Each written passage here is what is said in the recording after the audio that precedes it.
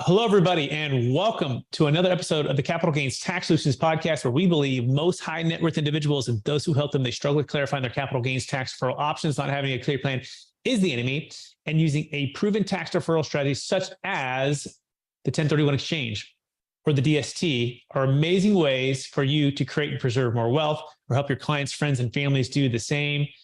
For those who don't know me, my name is Brett Swarts. I'm founder of Capital Gains Tax Solutions. In each episode, we're joined by some of the best real estate, financial, and business minds in the world, where they share their ideas, deal stories, and inspiration. So together, we make complex tax deferral strategies simple and passive income plans achievable. Hey, I'm excited about our next guest. He is out of the great state of Colorado, and he's been in the industry for many years, and he has a plethora of knowledge as it pertains to creating and preserving more wealth with 1031 exchanges. Now, you probably have heard of the 1031 exchange. If you've heard this podcast at all, we've talked about it extensively. And actually today, we're going to go a little bit deeper dive. We're going to get out of the basics, and we're going to dive into some of the exchange issues in today's market. Just overall, what's happening out there, and what are some of the challenges? And then Scott and I are going to geek out to try to give you some solutions to that. Please welcome to the show with me, Scott Saunders. Scott, how are you doing? Hey, Brett, great to be with you. I'm doing great today. Excited to dive in. And, 1031s are such a powerful tool. Excited to kind of dive a little deeper, maybe share some things that some of your listeners have not heard before or maybe haven't considered. So really excited to be with you. Absolutely. And for our listeners getting to know you for the first time, Scott, could you give us a little bit more about your story and your current focus? Absolutely. I've been doing 1031 exchanges since 1988, a long time.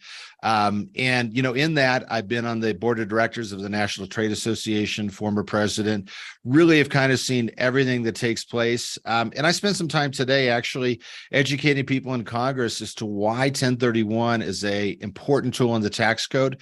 It really helps create jobs. It helps create transactional activity. We had a study done just recently at Ernst & Young that showed it contributes something like $98 billion to the GDP. So at the end of the day, this is a tool that helps investors grow their portfolio, but it also helps the economy overall. And you're certainly using that, Brett. People relocate from one state to another, or they relocate their business, or they diversify their portfolio into growing markets. So it's just a great strategy, and great to be with you to talk about it today. Absolutely. Scott, I believe we've all been given certain gifts in this life, and these gifts have been given us to be a blessing and help to others. I'm curious, if you go back to your younger self, what would you say one or two gifts you believe you were given, and how does that help how you help and bless people today? I think one gift is I just understand economics and the tax code. Kind of geek out. I love doing that. And, a lot of people look at the tax code and they go, oh, tax. Nobody likes paying taxes. However, the flip side of that is we have this code that has all these great provisions that are nothing more than incentives to allocate capital. And so as an investor, if we look at some of those incentives that are put into the code, and then we allocate our capital towards those things, the code gets economic growth, the economy grows, and we as investors get a benefit from favorable provisions, 1031 being it. But you look today in the code, we've got provisions that help with green energy and renewable resources. And I think investors that are savvy will look at these things and say, hey, can I take advantage of some of the things Congress has put into the tax code as an incentive and put my money there? And I kind of accomplish two things. I get a better return on my investment, and then maybe we help move the economy in a bigger sense towards some bigger objectives. Absolutely. So I love that, Scott. And so let's dive right in. What would you say the number one secret is to understanding some of the issues today with 1031 exchange in today's market?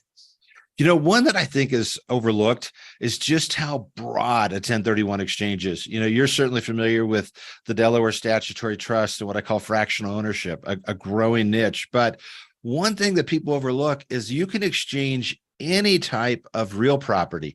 And that's so broad, right? We have people that do exchanges on air rights, what is known as a transferable development right. So if I'm in New York City and I got the right to add 5 stories to my building, that is literally an air right. And I can exchange out of that into an apartment complex. We do exchanges in many states, particularly the drier Western states, on water rights, which are considered real property. We do exchanges on easements of all different types. A conservation easement qualifies. An agricultural easement can qualify. And one that's called a perpetual communications easement, a little bit of a mouthful, Just think of it in English as a cell tower. If you've got a cell tower that you create a perpetual communication easement, you can keep your land and exchange out of that cell tower. If it's on a commercial building, you keep your building and exchange out of the cell tower. We do exchanges into energy. We do exchanges into certain oil, gas, and mineral rights are out of it. So 1031, when you look at it broadly, really applies to any real property held for investment or used in a business. And so sometimes people just kind of think of, well, I got to go from commercial to commercial, not realizing you've got all these other types of things that are considered real property that qualify, and I know you're an expert on Delaware statutory trust, where people either go into that as their entire replacement property, or we see a lot of people that maybe will have a little left over. They do an exchange out of $1 million asset. They've got 200,000 that would be cash boot.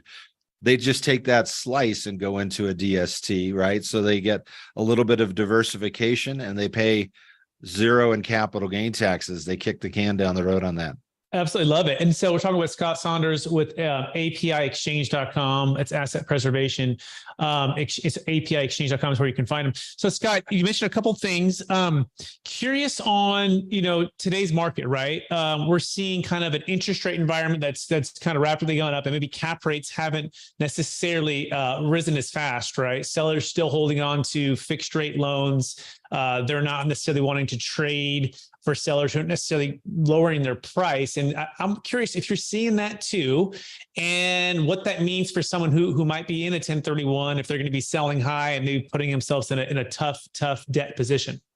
Yeah, absolutely. We're seeing that in the marketplace. We haven't seen that capitulation that I think we all expect to happen to adjust to the higher rates. So there's a little bit of a standoff there. I think I'm seeing it beginning slowly. You're beginning to see the dam break a little bit, where there's a little bit of flexibility. Sometimes it may not be on price. Maybe it's on terms, right? So the seller is going to offer some terms to help make that deal a little more attractive. But the point being, you do bring up a great point. If you sell into the market and now you as a buyer are going to have to actually pick up new debt at these higher rates, that can be a little challenging.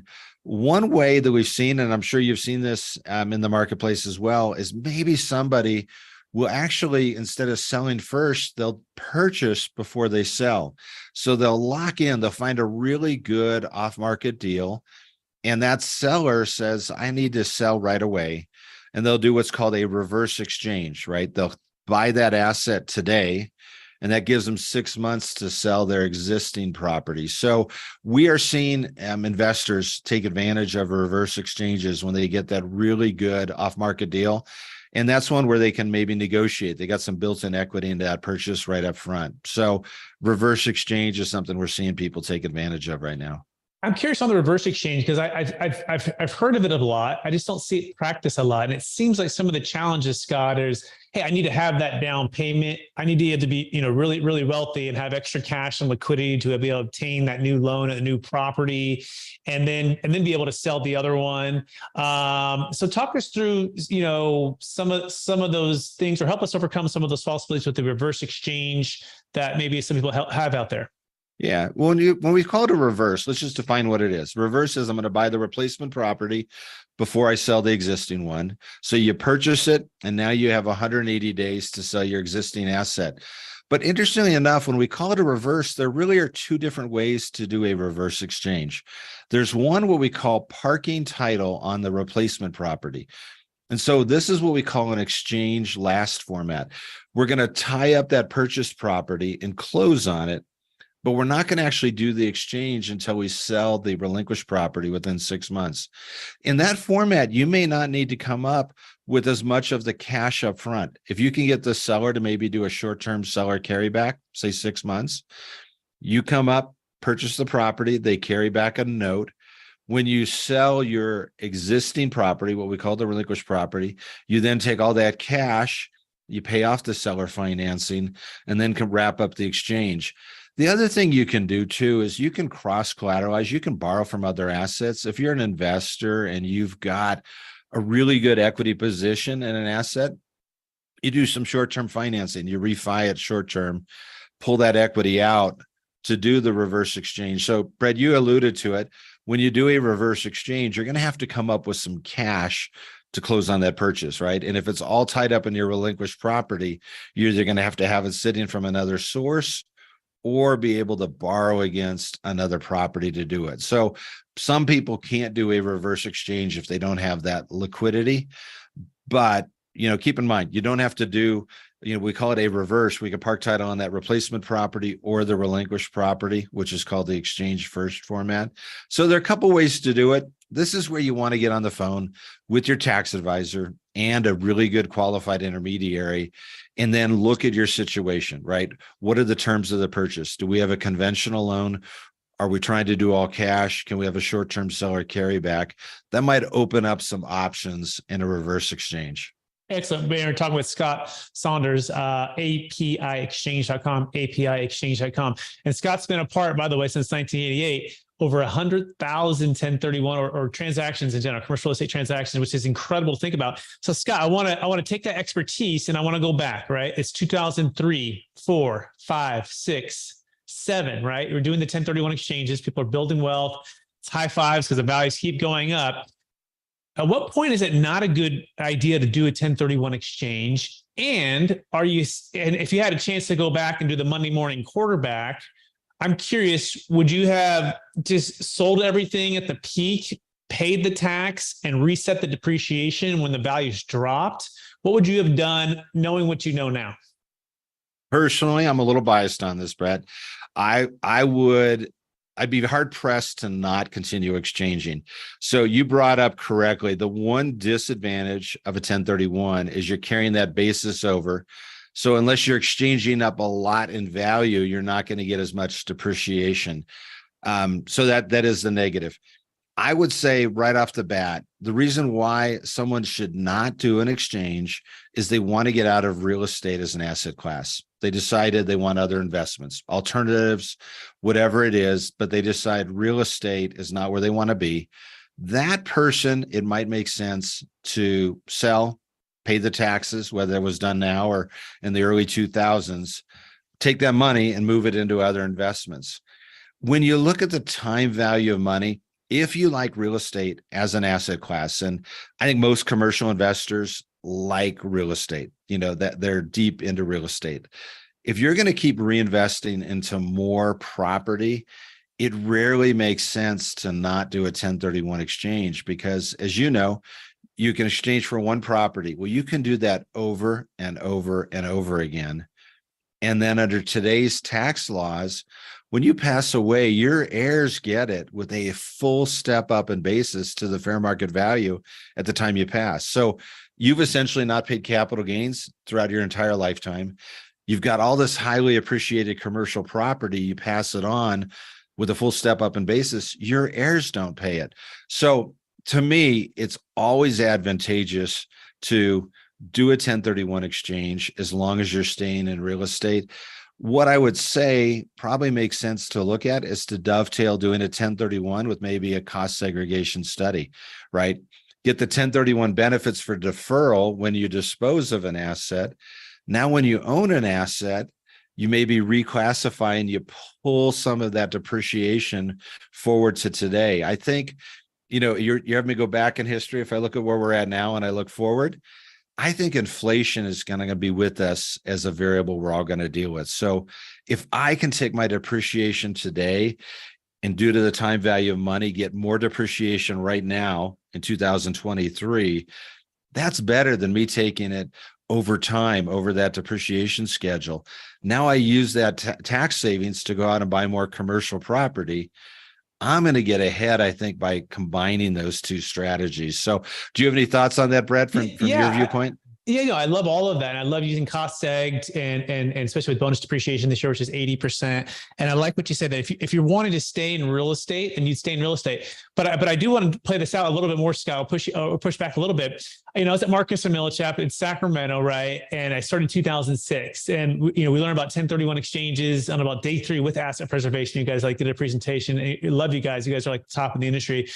And but then the music stopped in 2008. And then I saw clients, friends, and family lose half or everything. And the main thing was they had too much debt, not enough liquidity, and they knew they were overpaying, Scott. I mean, they knew in 05, 06, they felt like something was, but they felt trapped by this capital gains tax. And they felt like the only way was to do the 1031. And they weren't diversified. They weren't liquid. And the music stopped, and some lost half, some lost everything. And it was sad to pick up the pieces. And Sacramento is one of those more boom and bust type of cities. And so looking back, we said, what would we have done differently? And knowing what you know now, it's the Monday morning quarterback, right? It took 3 years for the marketplace, especially for real estate, to see the bottom of values. So had you sold, let's just say early 2007, right, late 2006, paid all the tax, right, and waited for 3 years. I know this is the Monday morning quarterback, right, but rebought properties, and you wouldn't necessarily wait 3, you'd probably wait a year or two, or buy slowly, during that time period. To me, it's like that's the holy grail, right? But it's tough because the 1031, we've been taught swap until you drop, right, and get the stepped up basis. And yet I saw people swap and then they lost it all. It just dropped right there, right? And they got nothing, right? So walk me through, again, had you known what you know now, wouldn't you have just sold everything in 07, paid all the tax, and then waited until these values actually shifted to a place that made a lot more sense? Well, let's put it this way. If you could ever time the market, be it the real estate market or stock market, I think everybody, if you could do that, which sounds great in theory, but it's not really possible in reality, you could probably get a better return, right, by selling at the very, very peak, taking your chips off the table, and then the market crashed. You could have bought assets for almost half of what they were at the peak. Yes, if I could in a perfect world, if I could do that. But here's the flip side of that. I live in reality, and it's really hard when you're in the market to know, is it the peak or not? Look at what we just went through with COVID. At the moment that hit in spring, a lot of people were going, wow, this is going to be a really, really big challenge. And yet what happened in some sectors, particularly on the residential side, prices were on a tear. So it's hard when you're in a market to know, am I at the peak? Am I at the bottom? And then to have the ability to move. So yes, if we could do that in the real estate market in Sacramento, that would be the ideal play. It's same thing with the stock market. If you can perfectly sell your stock. I mean, gosh, Brett, I once bought a stock that went up 40 times in value, but I never sold it. And it went right back to what I paid for it. So literally on paper, if I would have perfectly sold it, I would have crushed it. But I wrote it up and then I wrote it all the way back down. Why? Because I'm an investor, and you always think things are going to come back over time one way or the other. And we don't have all the information. We don't have the benefit of being able to look back. But I'll go with you on that. I'll say if you could perfectly time the Sacramento market, absolutely. But the one piece I'll give you, one data point. What about a diversified portfolio? So you're assuming someone in Sacramento. What if I bought in some of these markets that didn't go through as big of a boom or bust? I may not have had quite as much swing on that, So we've got markets now in the country, three states we all know of that are just booming incredibly: Florida, Tennessee, Texas. I don't see those trends in the short term changing. I think some of those economies are bringing in a lot of capital. What do they have in common? They've got zero state taxes, and they've got fairly business-friendly environments. So that's drawing a lot of capital in. So I think some of those trends would maybe what is a better suggestion is for an investor to diversify their commercial investments into maybe 2 or 3 markets. And maybe that'll provide a little bit of protection from some of these cycles. If you're spread out in a few markets, that way you have a market like Sacramento that goes up high and then crashes. Maybe you can insulate yourself and not have the big swings up and down quite as much. That's the thought. I couldn't agree with you more. And by the way, we're talking with Scott Sanders, APIexchange.com. And I want to pull out a couple things there. It seems like timing is the crucial piece here, right? Like timing. Like if you had a gut instinct that, a year ago, we were probably at the height of the peak of the market and that something could happen, the interest rates could change after trillions of dollars was pumped into the economy. And you bought that rate cap just to be cautious enough, right? Now the rate cap's expiring and we're seeing some distress happening. That if you could time the market and have flexibility also to diversify, I like how you put that, because stocks, this, and I'm not a big stock market person, right? I grew up in real estate. I love real estate. I'm the same way, especially value add, hands-on. Stocks seem to be, especially cryptocurrency, another thing. It's very volatile and it moves pretty fast, right? In fact, I think it was the down when '08 hit. I think the down from the stock market, I think within like 3 to 5 months was the bottom of that. Again, it took real estate. It's kind of like a big ship. It takes a little bit longer. It lags, right? And it also takes a little bit longer to get back. So you have a little more time in the sense of, okay, I think we're pretty much at that 10-year mark. We're 12 years, we're 13 years. Like, we kind of get the sense of that, that you could sell and diversify. To me, timing is the key part here, because then you unlock opportunity in a way that hopefully goes more in your favor. Which right now I just feel like debt is not in a lot of people's favor, right? Unless you can get it on terms from a seller. And by the way, if you can negotiate a carryback with a seller on good terms, fantastic. Those are nice deals. You don't have to deal with the bank typically, right? And you can maybe even get a better deal. But having that diversification, having the ability to be liquid, and having the ability to buy real estate at optimal timing, to me is foundational for building wealth. Anything else you want to add to that, Scott? No, I would agree. Timing is great. I think a little diversification. Think of somebody now that's in Class A office space in a downtown market. That whole segment historically has been performed well. Life insurance companies own that asset class. But if you have everything in Class A office, you're going to be feeling some pain, in most markets, I think, just because of the dynamics of people not working as much and some challenges in some downtown areas. So diversify by maybe not only market, but maybe even diversify by the type of investment. Look at something like industrial, right, which has done fairly well. And I don't see any reason why it wouldn't. We're all going to have to store our goods in warehouses, regardless of how we buy it. If we don't go into a brick and mortar building and we buy it over Amazon or through the internet, you're still going to have to store those goods somewhere. So maybe having some diversification by asset class in addition to market is probably strong. And you know what? And I'm not a stock guy either, Brett. Right. I love real estate. I drank the Kool-Aid. I'm all in on real estate. I'm in 9 markets right now personally. So I practice what I preach. But diversification, where do you hear that? You hear with stocks, right? Build a mutual fund with a bunch of different assets to spread the risk. Frankly, I think the same thing applies to real estate, right? Diversify by market, diversify by asset class. Could agree with you more, by the way. And I love industrial. I also love mobile home park. I love multifamily. I love RV space now too. RV is coming on, and multifamily. Those are my food groups right now. Yeah, you're right. Office is definitely, be very cautious with that right now. I have a lot of clients that like hotels, but what I mostly like is value add, hands-on ability to control your destiny by adding value. One of the downsides with the Delaware Statutory Trust is the fact that typically there's a thing called the 7 deadly sins, where generally speaking, it's not a value add opportunity. Back in before the '08 crash, there was a lot of these ticks that came out that people did these fractional ownerships into. A lot of operators lost a lot of money, and a lot of people lost a lot there. And they've cleaned up a lot of that up, where the Delaware's now typically it's not value add, which is not great either, because now I'm giving up and I might diversify out of my multifamily property in Sacramento into like a Delaware Statutory Trust portfolio. However, they're kind of turnkey, right? I mean, they're beautiful properties in beautiful locations with first-class operators, tend to have huge fees, by the way. 10 to 15% of every dollar is getting knocked out. And so I go, what's the value of diversification? Definitely valuable, but also what's the value of liquidity? The one downside I see right now with the '08, what happened, and also right now what we're seeing is if you don't have liquidity and the ability to to be out of debt, because the 1031, one of the challenges too, Scott, let's be honest, is that it has to replace the debt, right? It's equal or greater value, which means equal or greater debt if you have debt on the asset. If you don't have debt, then that's different, right? And that can put you in a tough spot where if you have liquidity, diversification, the ability to go back into real estate at great timing or just diversify it, right? With operators that have value add opportunities versus just turnkey deals.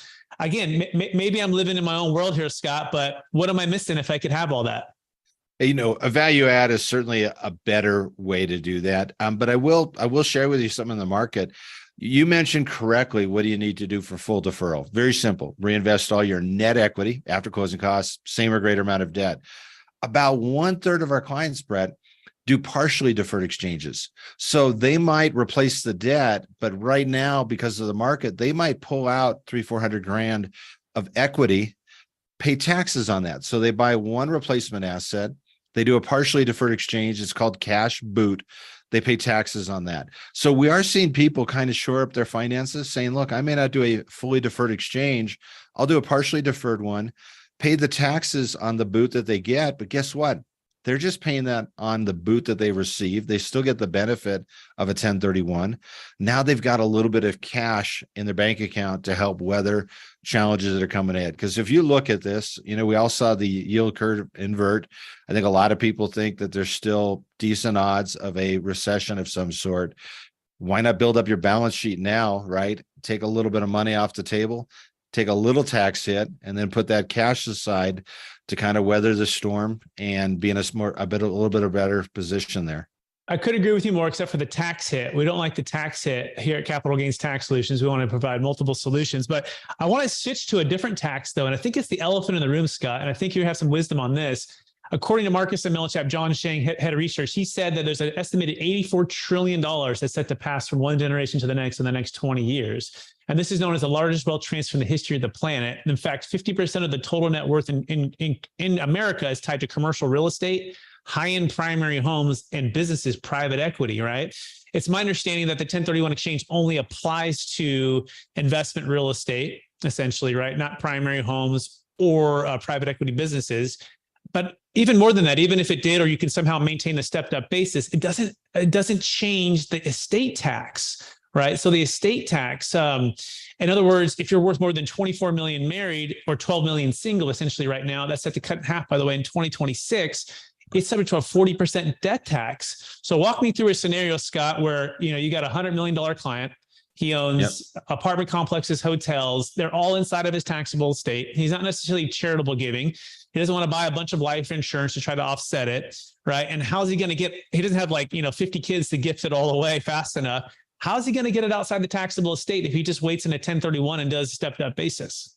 Somebody in that at those levels with today's, and I think you correctly point out, they're going to go down a lot more. So I think this issue is today in 2023 is a problem. When the thresholds are halved, just in a few short years, it's going to be an even bigger problem. The way you do that is you start gifting it away at the value of 100 million. I don't think that's going to be possible. I will just share with you a strategy, because you mentioned something there about primary residences. So let's look at somebody, La Jolla, California. They bought a house 30 years ago for 300 grand. Today it's worth $5 million. There is a provision in the code where you can actually convert that property that's your primary. You make it a rental property. You rent it out for, let's say, a year. Now you're going to convert that equity that was basically your primary residence. Let's say you're married.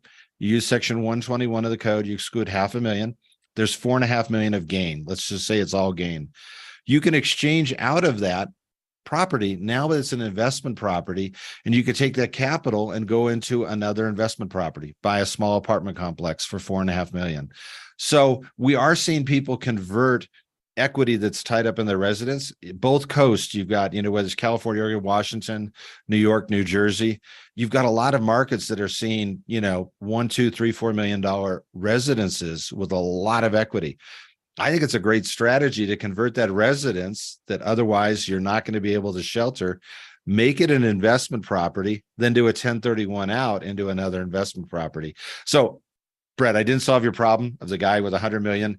I think there are issues there. And frankly, looking at things like buying a life insurance policy to offset some of those things, you've got to look at other strategies at that level. You've got to look at other ways to be creative to reduce your tax hit. I think you have to do that. But I think I got a partial solution, converting that residence equity that's way over the caps of 121. Look at some creative strategies to make an investment property. We see people doing that all the time. Let's just say you got an investor that doesn't have a big commercial portfolio, but they've got that $4 or $5 million home. That might be their retirement income. If they can convert that over, then they exchange into an apartment complex. that kicks off their retirement cash flow. So at a little bit of smaller numbers, let's say we're looking at somebody $4, $5, $6 million net worth, not 100 million. Now you've got a viable strategy to use 1031, combine it with the 121 code, and really get ahead financially. Absolutely. Yeah, that all sounds really good. But by the way, if you are single and worth more than 10 million as of 2026, then you have, and they're all signed state taxes, but you can have a $4 million estate tax problem, 40% of that 4 million, unless you're gifting away. So get with your estate planning attorney, get with a living trust attorney, and start to gift now, right? If you're running out of time, you're going to want to look for solutions beyond the 1031, because the 1031 will not save you for that. You'll get a stepped up basis. Cap gains tax are good to go, but estate tax will be 40%, basically within 6 months of you passing away. So be very aware of that. That being said, Scott, are you ready for the lightning round? I'm ready. Fire away. All right. Knowing what you know now, if you could go back to your 25-year-old self, what's the one golden nugget make sure to tell yourself to do? Oh, buy real estate and buy it faster and quicker. Excellent. Question number 2, what's the number one book you've gifted or recommended the most in the past year? Oh, you know what? I'm gonna be boring on this one. I've done Rich Dad, Poor Dad for teens to several teenagers. Love that book. By the way, I just got the cash flow board game from Rich Dad Poor Dad, and it brings the book alive for the kids to play cash flow. So I play it with my kids, which is pretty cool. That's so cool. By the way, I just bought two of those games. I'm giving one away to a friend and keeping one here. So great strategy. And it's a great game for adults too. Everybody, right? We Yeah. can't be enough to remind ourselves to get cash flow and get it passive and to grow wealth. Question number 3, what are you most curious about right now? Oh, I am most curious about the state of the economy and how are we going to see the central bank digital currency, and how fast does that get implemented? I know there are a lot of different perspectives on it. I have no idea, but I think it's coming. It's just a matter of what it looks like. And I think that's going to shake things up in a big way. Amazing. Second to last question. What's the number one leadership quote or theme that you strive to live by, Scott? Ooh, leadership quote. I'm a tax wonk guy. I like so I'm not going to be a leadership quote. There's a guy that said there are 2 tax codes, one for the informed and one for the uninformed. That came from Judge Learned Hand. Love that quote. And I think you and all your listeners are probably the ones that want to be in the informed category. Absolutely. Last question, Scott. After all your success, over 100,000 transactions since 1988 with commercial real estate 1031 exchanges, and helping all the people you've helped to grow and create and preserve more wealth using the tax code in their favor, how do you stay centered in your values as well as stay encouraged to charge forward to reach even higher heights? On values, I do the things I love. I just got back spending time with my daughter in the mountains. We're in the San Juan Mountains of Colorado. Nothing more fun than just dipping a fly line into the water, catching some fish and relaxing. So I think, as we're growing portfolios and doing that, we got to spend time with the people we love, doing the things we love. Fantastic. Scott Saunders, has been more than a pleasure to get to know you a bit, sharing tons of wisdom with us, creative solutions for 1031 exchanges, especially in today's challenging market, and looking for creative ways to help your clients create and preserve more wealth. For our listeners who want to get in touch with you, would you mind one last time, what's the best place for them to find you? Best way to find us is our toll-free number at Asset Preservation, 800-282-1031. You can always email me. It's just my name is Scott at apiexchange.com. Happy to be a resource to you and your listeners on anything related to 1031 exchanges. Amazing. Thank you so much, Scott. I also want to thank all of our listeners for listening to another episode of the Capital Gains Tax Solutions podcast, as well as streaming on expert CRE secrets as well, where we believe most high net worth individuals and those who help them, they struggle with clarifying their capital gains tax deferral options, not having a clear plan is the enemy, and using a proven tax deferral strategy such as the 1031 exchange or the DST is an amazing way for you to create and preserve more wealth. Here's the key. You want to be with a team of experts to help you through every stage of this. Scott is an absolute expert, so you want to check him out at apiexchange.com or call that number. And if we could be of any help to you to help you sort through what options are available for capital gains tax, 1031 exchanges, alternatives to 1031 exchanges, go to capitalgainstaxsolutions.com. So appreciate everyone watching out there. And by the way, check out the new book that just got released, Building a Capital Gains Tax Exit Plan. It's a proven playbook for unlocking your ideal wealth plan or selling assets of any kind for yourself or for your clients. We do have Kevin Harrington from Shark Tank in the book, and remember other really smart multifamily people, financial advisors. I got a couple chapters as well. Check that out on Amazon. So appreciate everyone out there.